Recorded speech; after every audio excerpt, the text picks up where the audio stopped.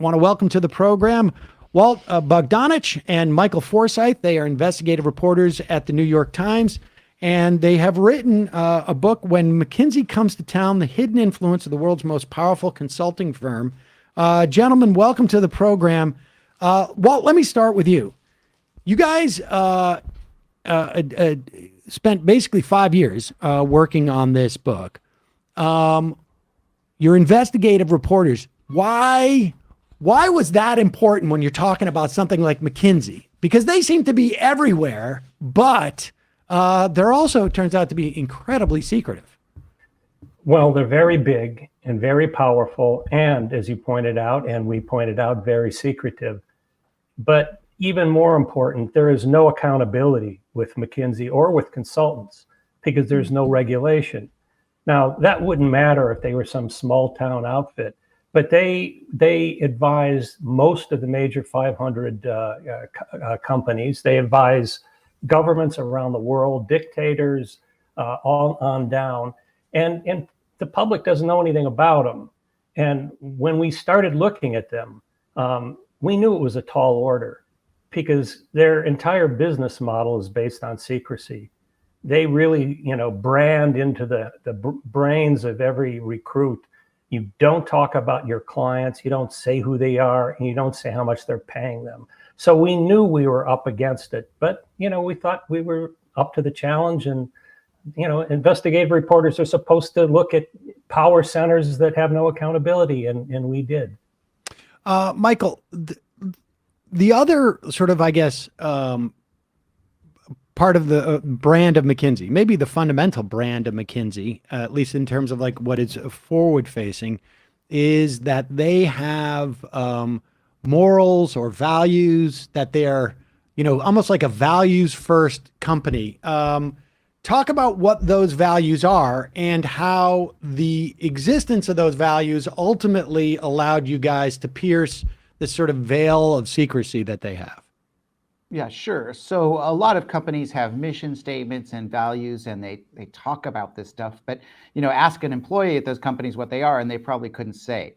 But at McKinsey, they actually take this stuff seriously. People know about these values and talk about them and cite them, and they're cited throughout our book. And what's interesting about the values is the order that they are written down. And the first value, inevitably in any list in a McKinsey office, and they're usually posted, in the entryway, the lobbies there, is to put the client's interests above the interests of the firm. Other values, are, to act with integrity. There's an interesting one, an obligation to dissent. If you disagree with something, you speak out. All these values really played in to our book because a lot of, one of the things McKinsey's very successful at is recruiting. They do a great job of getting some of the best and brightest, the smartest people from, Ivy League or, Oxford, Cambridge, those types of places. And the way they can get some of those people into the firm, rather than having them go to some other competitor, Goldman Sachs or, Blackstone or someplace like that, is that they appeal to their idealism that, at McKinsey, you can change the world. You can really make a difference. And when they get there, inevitably, some of them realize that that's not what their work is all about. And that's when the obligation to dissent comes in. They speak out, and, we were very fortunate, and many of them came to us. Well, okay, let me, I want to ask you, well, let's start with that, with the obligation to dissent, only because in terms of what it does for you. When they come to you, have they dissented at the company and found like, oh, you can dissent, but it doesn't really mean anything? Is that it, Walt? Not necessarily. In fact, I would think in the majority of cases, that's not what happens.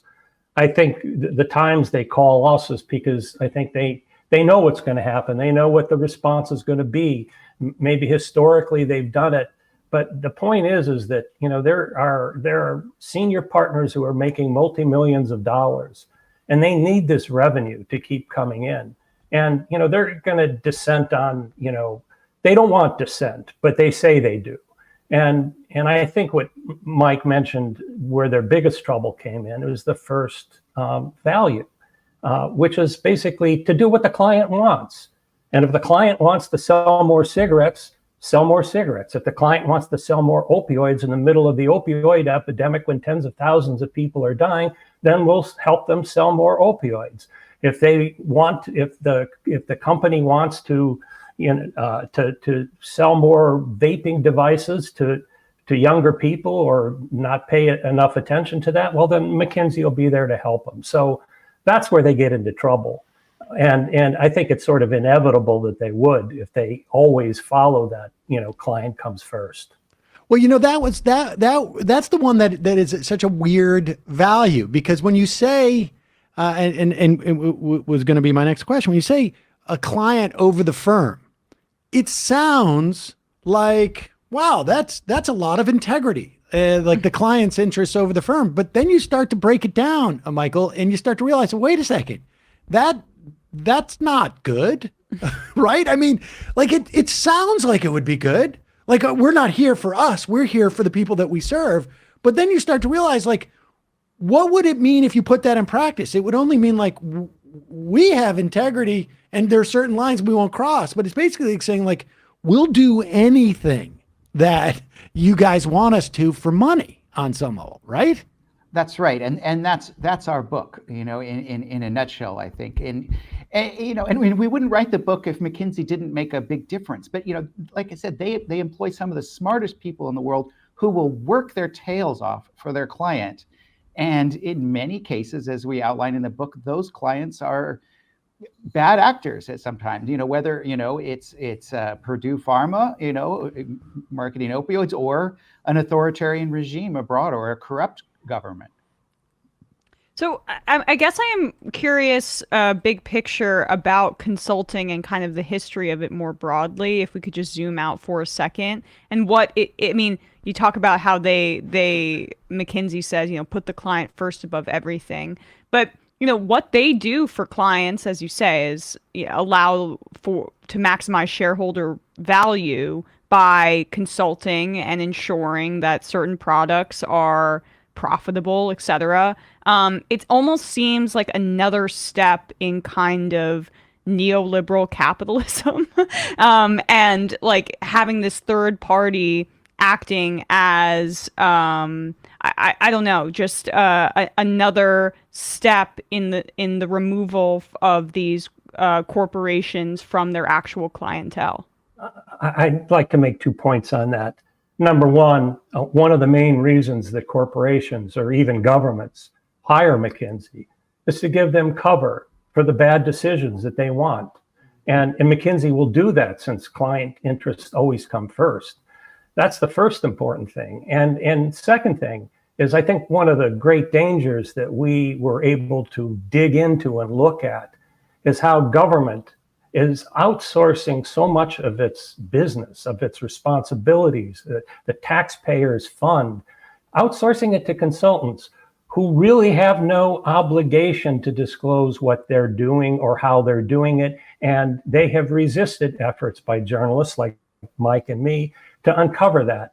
And I think that's really dangerous in a democracy, and it's worrisome, because governments have a responsibility they don't trust their own staffs to do this work, or they should. I'll make another point, is government gets beaten up all the time. And it's led to, loss of faith in government. And I think that's really kind of tragic. Government needs to be exposed when they do something wrong. But we're not kidding ourselves. The real power in this world, the real power in the United States is in the corporate suites. And McKinsey is there, both feet planted in there, and that's important to know. It does feel that McKinsey has played an outsized role in there's capitalism, and then there's capitalism that becomes like even more predatory, and it feels like that the corporate structure in and of itself is set up to function as a way of separating the individual from the consequences of the decisions that they make. And McKinsey feels like it is some type of like hyper lubricant for that process. And you guys really outline it. I mean, you've mentioned a couple of these situations, And let's talk about some of the specifics here. I mean, we could start with Walmart. And, I've been doing this long enough that I remember talking about Walmart, I guess maybe 10, 15 years ago, when the issue was that they were explicitly relying on the safety net, things like food stamps and Medicaid, to subsidize essentially their hiring of workers. I'm not, I as a political matter, like I think government should do this, broadly speaking. But you guys write that this was almost like a strategy that was basically brought to them by McKinsey. Is that right, Michael? It is, but I would actually go way farther back than Walmart. So back to 1950, when Sam Walton was just starting his five and dime stores in Northwest Arkansas, McKinsey was hired by General Motors to do a study of executive compensation, and McKinsey got access to and looked at companies around the United States and started broadcasting this information about CEO pay, executive pay, and also found something very interesting, that it looked like workers' pay was actually growing at a faster rate than executives' pay. My God, it's shocking. And this is a result of, the unionization, after the 1930s, during the 1930s. And so, boy, McKinsey solved this problem. This information, about CEO pay spread, via Harvard Business Review, Fortune magazine, written by a McKinsey consultant, Arch Patton. It got around, and CEO pay started increasing. It was a genesis of that back more than 70 years ago. And you said it was a lubricant. What McKinsey consultants have told us is, McKinsey is an accelerant of these big ideas, shareholder capitalism being one of them. And because of its connections to the C-suites, in all these corporations, it can spread these ideas really quickly. And, I'm sure Walt could talk a little bit more about Walmart as well. Yeah, and Walt, and focus on this idea too, that I think Michael is alluding to, that like there's, McKinsey is presumably hired by the people in the C-suite. And so, and what has increasingly happened over the past 40, 50 years in corporate America is that the members of the C-suite have almost started to create like these cottage industries where their compensation and what they make is not necessarily aligned with the success long-term of the company. And so in addition to sort of like focusing on shareholder value, they're some of the biggest shareholders. And when we have this sort of notion of a company that's like, we care about the community, we care about our workers, that we're, this town, functions because of this factory. Those McKinsey people are coming in, and their clients are perhaps more narrow, in the interest of their clients are more narrow than maybe they would let on. Well, I think that's true. I mean, they've shown year after year after year that their interest is in helping shareholders, make more money, and in doing so, the CEOs, are going to keep their jobs. The corporate structure changed obviously since the 1950s, and McKinsey played a big role in that. There was a time when, there was a permanence to a corporation. Workers knew that if they did their jobs, they would gain entry to the middle class, and they did. And the companies knew that if they treated their workers reasonably well, they would have a steady workforce. Well, over time, that totally changed.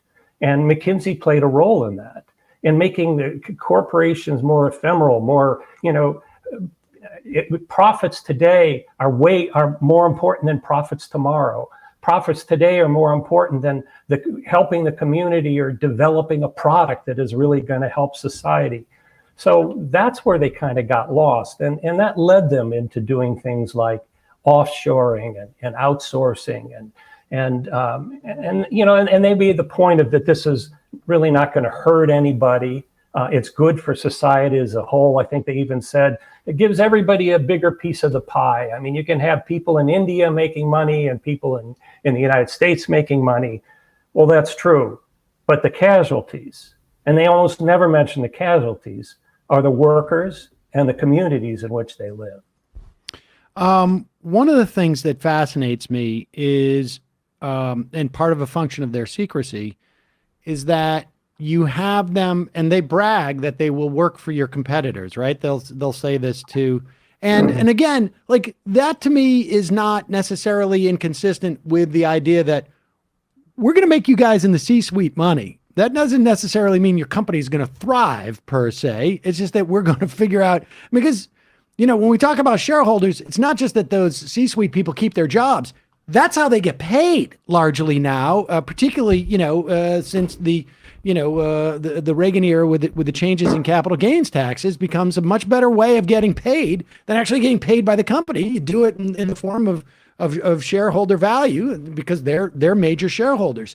But the thing that becomes really problematic is that they, or even worse in my mind, is they're both advising the regulators and those that are regulated. Michael, talk about supposedly the supposed firewall that exists there in between, you know, the guys who are working for the opioid manufacturers, Purdue, let's say, and let's say the FDA, or and we should also mention, which I did not know, that they are part of these municipal and state settlements. McKinsey had to pay off like $600 million, was it, for this? I mean, that's, but talk about that dynamic broadly speaking.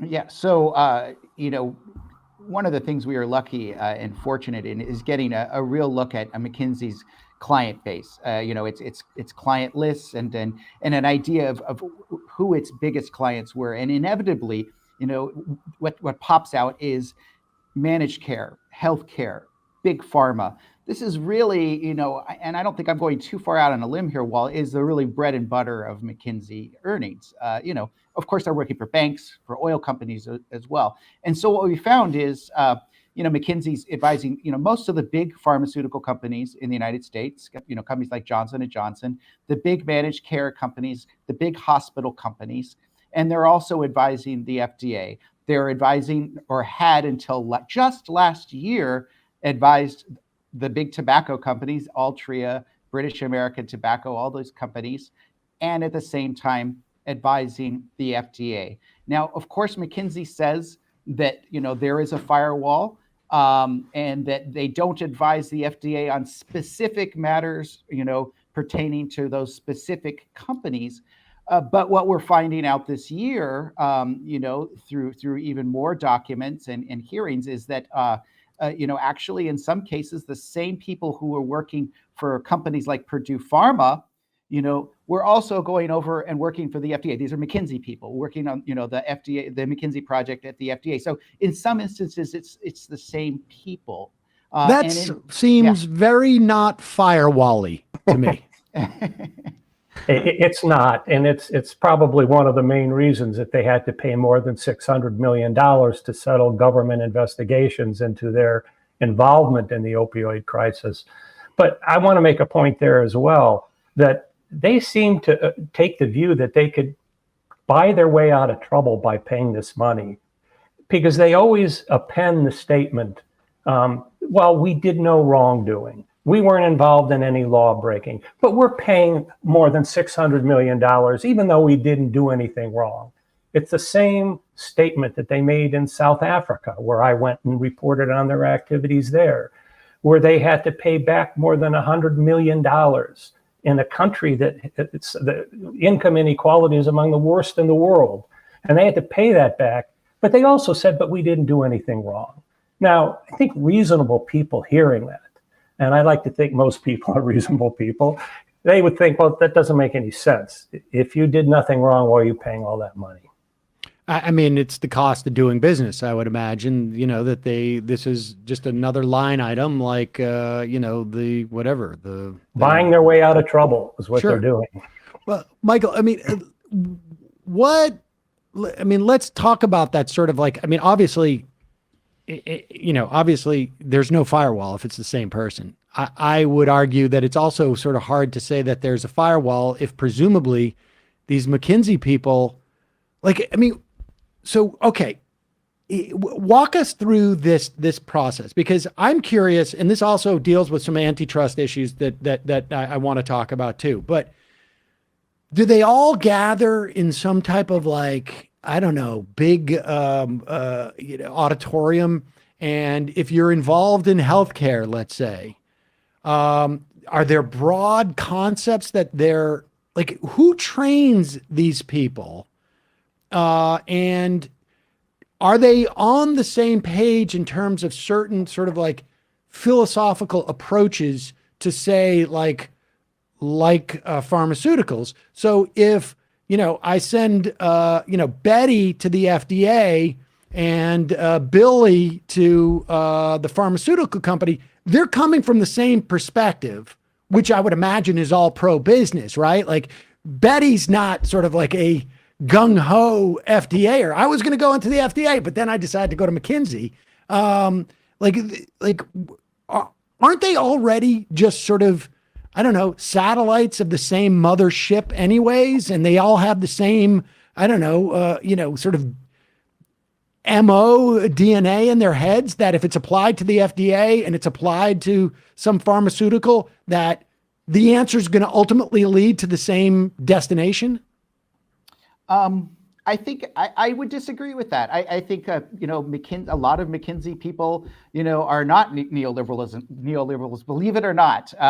This, I think, the company itself certainly over the decades has espoused the idea that the private sector has lots of solutions that can be used to help companies, but I don't think they all get into a big room and get neoliberal programming and big business programming, and this is how we're going to approach a problem. There is a lot of training at McKinsey, but it's also an extremely stovepiped organization, and stovepiped because of the secrecy. I think I think one of the things that gets them in trouble is the absolute zeal that they have going into work on a client project, and they forget the forest for the trees. They're working so hard to serve the client, and they get caught up in that. And I think also a lot of times they lack an emotional quotient.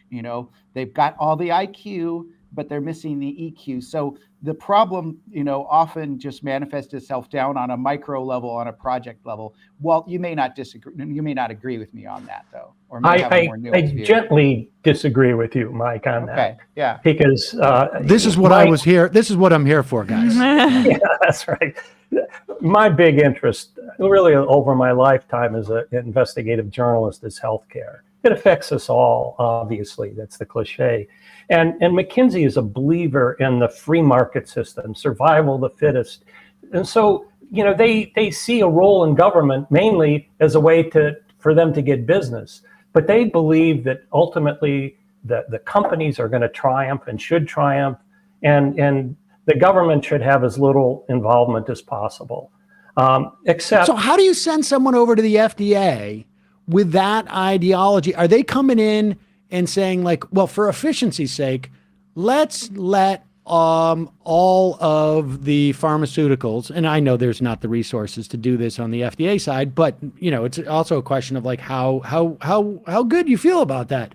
Let's do all self-reporting on this, or let's loosen the regulations for, let's say, McKesson and CVS when they distribute these pills. And they don't necessarily need to have the same benchmarks for this or that would hold them accountable. I mean, what does the person who gets sent to the FDA, are they just like, we've got to tear into these corporations? Or are they like, well, we can make things more efficient if we... Efficiency is their calling card. And one of the big bragging points that they aren't shy about spreading when they want government contracts is that they say that we've done all this great work for these companies and for these insurers, for these drug companies. I lost my train of thought there for a second. Sorry. Well, efficiency being key, I mean, it works not just for, I guess, making money in the short term, but also just the general concept of having consultants helps them kind of cut down maybe, and I guess I'm curious about your guys' thoughts on this, on their long-term costs with their own in-house labor force, right? Because when you outsource this to McKinsey and to consulting firms, you don't have to worry about people climbing the ladder and getting paid more money long term, right? It can be more of the guys in the smoke-filled room making some of these decisions, outsourcing it to McKinsey with a one-time fee, as opposed to, say, having this all be in-house and promoting people from within, which might be less efficient for the people at the top. McKinsey's very expensive. So I think a firm that hires McKinsey to solve all sorts of problems, you're rapidly going to ring up millions and millions of dollars, worth of fees. And once McKinsey gets into a company, they want to stay there, and they'll find more work to do. And this will go on for years and years and into the decades, which is certainly the case at some of the big pharmaceutical companies and banks. You can make a strong case that keeping it in-house is actually more cost efficient. Gotcha. Okay.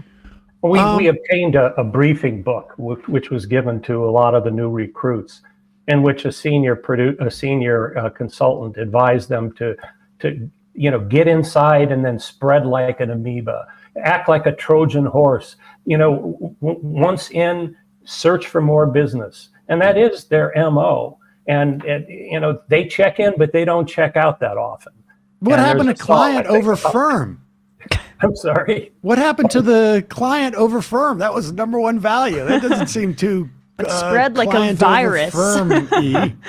Well, they can interpret that in the way that's most beneficial to them, obviously. Yeah, that's always nice. Well, so let me ask you this, and let's talk about antitrust a little bit. There was a story in ProPublica recently about a company that had developed an algorithm to tell landlords, largely or corporations that owned a lot of housing stock or management companies, how to raise rents.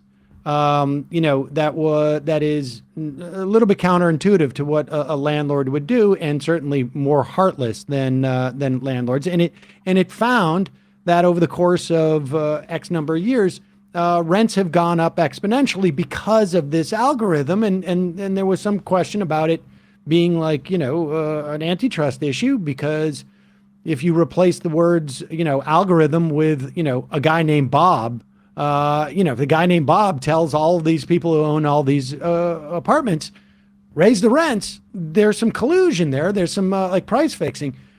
How is there an antitrust issue associated with, McKinsey people entering into an industry, even though they're going for competitors? If they're all following a certain approach, does there become antitrust implications there, Michael?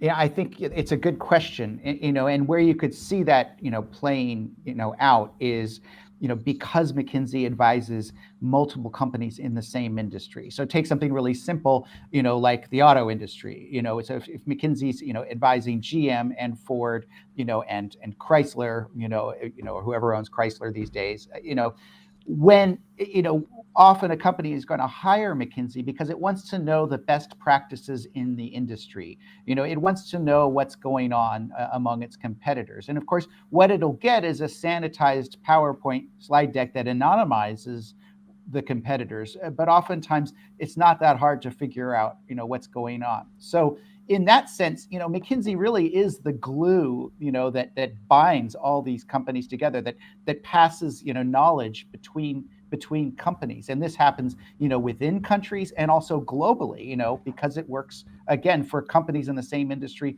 all over the world. So you can see how McKinsey, could really be a challenge to antitrust, officials, to the antitrust, organization. And you can begin to understand, if I add this one point, why the same companies in the same space are so willing to hire McKinsey, knowing that their competitors hiring them, because there's some general knowledge that you're going to get. Now, we're not suggesting that McKinsey, is advising them to set prices at this or set prices at that, But there is a, certain, you hire these consultants because they supposedly know stuff. And some of the stuff they know is what what competitors are doing. And so I think that is one incentive for them to go along with this sort of what some people would think a strange relationship where, they come to the Washington Post to tell them how to beat the New York Times, and they tell the New York Times how to beat the Washington Post. I think that's kind of nutty, but that's how they make their money. But also, to be clear, they're also in that illustration, they're also telling them how, in many respects, to fleece would be my word, their customers, right? Like, the success of these companies don't necessarily always have to be mutually exclusive to their competitors. It can be at the expense of customers, of workers, of communities. Like, hey, guys, we're not going to tell you trade secrets from this company, but we will tell you this, that there seems to be a lot of lack of enforcement when you dump this stuff into a river type of thing. And the anti-competitiveness elements are one part of it, but it's also, here are some just general things that we've learned about how you can abuse, where there's weaknesses in our government regulatory system.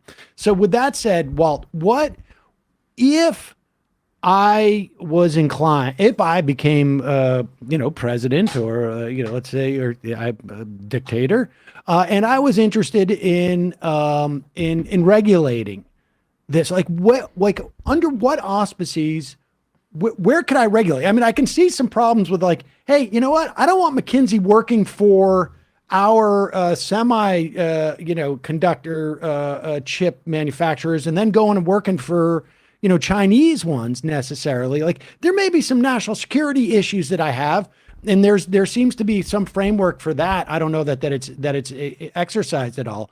But what else could we do domestically to say, this type of consulting is fundamentally problematic for American society, and under the auspices of these statutes or this, we're going to regulate in some fashion? Well, we could begin with more disclosure and more transparency so that the public can see what they're doing and could judge it and could, make suggestions and criticize it.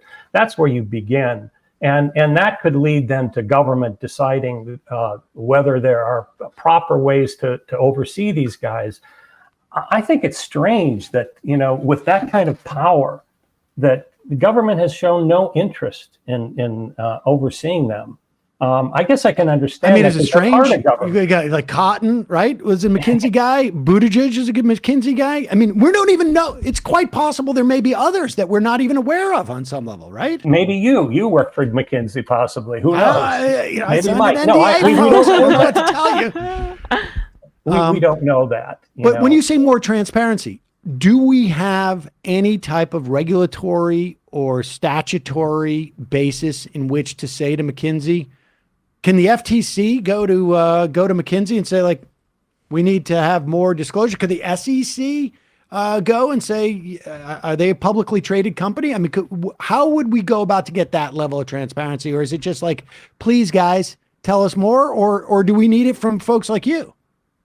I mean, there is some transparency. It's really hard to sort through. And that's when, if there's a government contract and McKinsey's getting a government contract, then there is some level of disclosure. But, Walt and I have been trying to get more information from, more visibility on what it's doing with the government for years. It's really hard. And it's not just a problem in the United States. This is a problem around the world in McKinsey's work, with governments around the world. So that's really difficult to get in, even with government work, to understand, what exactly McKinsey's doing with all these agencies.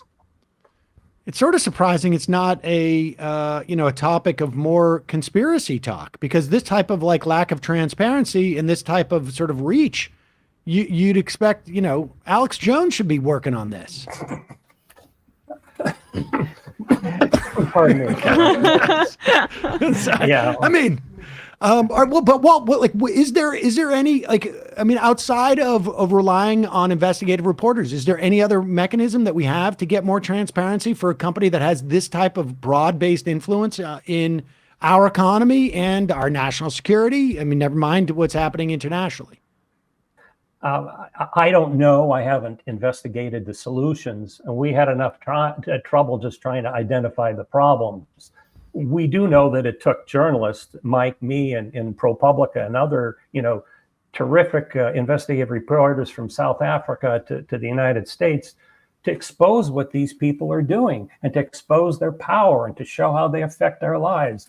So, how do you regulate them? I think not. First, you begin with a little more transparency, a little more disclosure, and then you have public hearings and solutions are designed. I want to make one other point about healthcare.